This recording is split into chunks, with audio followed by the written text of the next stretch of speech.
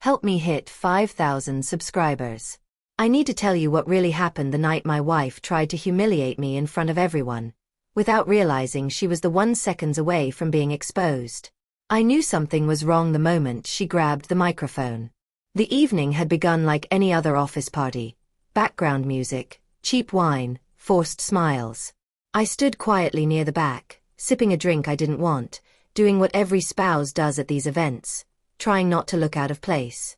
Emily was glowing as she moved around the room, but it was a glow I no longer recognized. Not the soft warmth she used to have around me. This one was sharper, brighter, almost performative. Like she needed the room to love her more than I did. "Everyone," she called out, her voice pitchy with excitement. "I want to make a small toast." People turned. Glasses clinked. A few groaned playfully, expecting one of her dramatic monologues. I felt a knot tighten under my ribs. Emily loved attention. But not like this. Not with me involved. She cleared her throat. "My wonderful husband Daniel is here tonight," she said, smiling too widely. "Let's give him a round of applause. He finally left his tools behind long enough to join civilization." Laughter rippled through the room. I forced a smile. A harmless jab, maybe. She'd made jokes before. That wasn't what bothered me. It was the way she looked at me, like she wanted to see me flinch. "And, Daniel's been working on renovating our kitchen for, what is it now? 6 months. She turned to the crowd dramatically. "I swear everyone, I think I'll retire before he finishes installing one cabinet." More laughter. Even louder. My throat tightened. Heat crawled up my neck. She wasn't just teasing me. She was performing. But I stayed still, fingers tightening around my glass. She wanted a reaction. I refused to give her one. She opened her mouth again, and I watched her eyes flick toward a man standing near the punch bowl, tall, expensively dressed, watching her with a quiet smirk. That's when something in my stomach dropped, because I knew that face. I had seen him 3 weeks earlier, in my own house.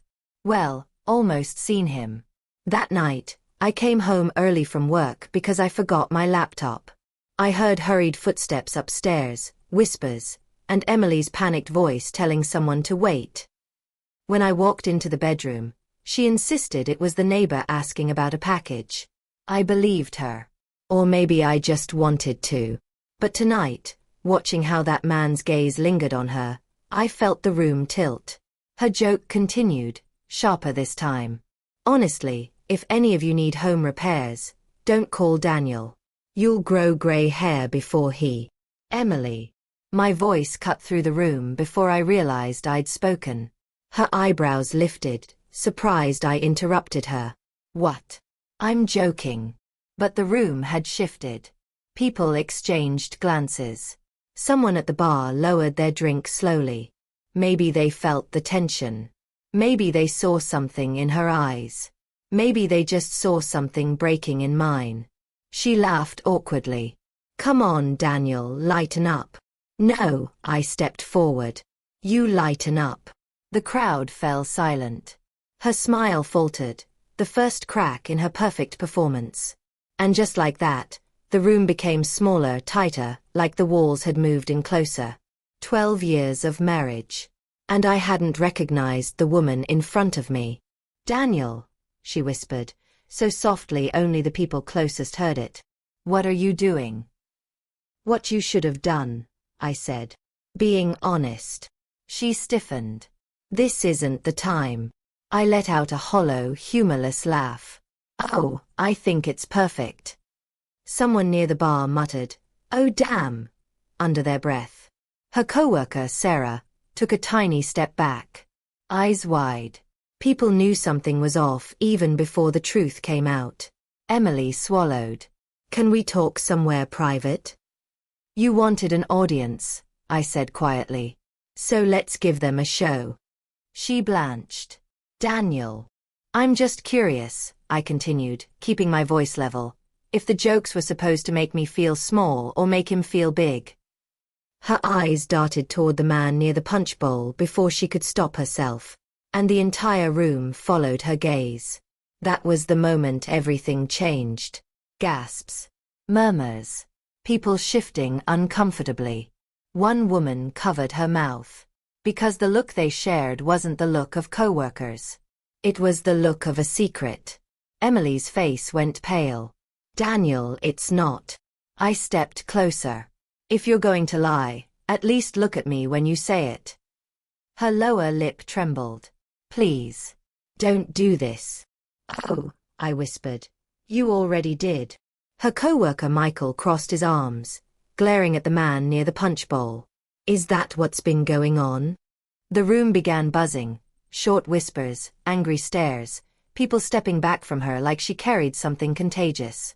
And for the first time all night, she looked afraid. Not of me. Of them. Daniel, she whispered. I'm sorry.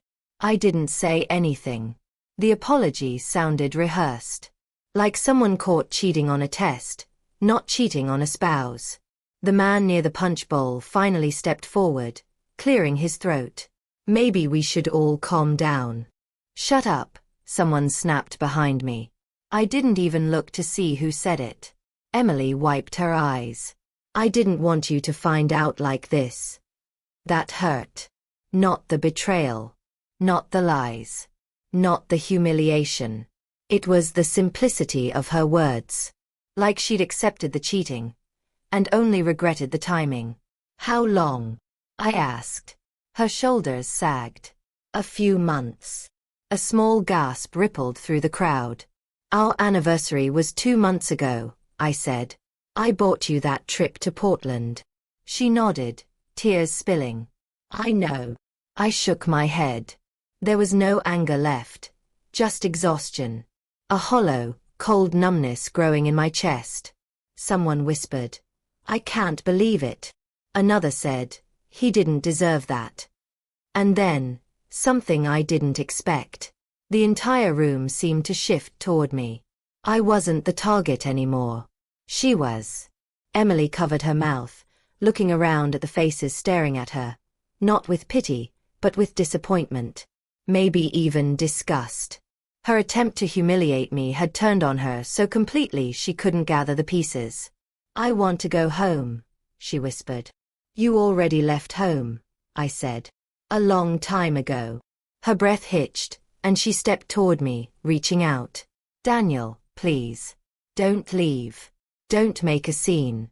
We can fix this. I stepped back. Her hand froze in the air between us. You made the scene, I said softly. You wanted the spotlight. You got it. She sobbed. I love you.